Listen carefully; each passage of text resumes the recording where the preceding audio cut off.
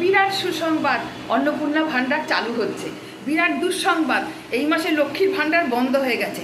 আবার কেউ বলছেন লক্ষ্মীর ভাণ্ডারের অ্যাকাউন্টেই অন্নপূর্ণা ভাণ্ডার ঢুকবে, কেউ বলছেন অন্নপূর্ণা ভাতা একটা চালু হচ্ছে, ফর্ম দিচ্ছে, ফর্ম বিলি হয়েছে।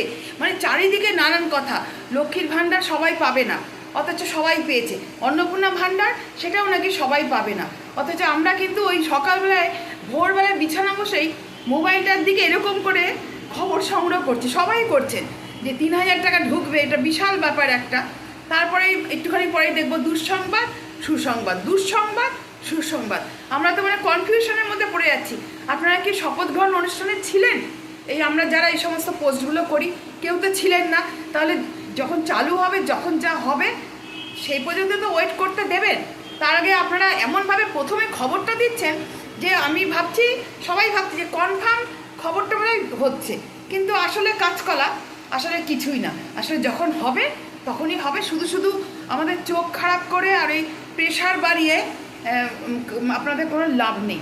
আপনারা আমাদের শান্ত রাখুন। টাটা।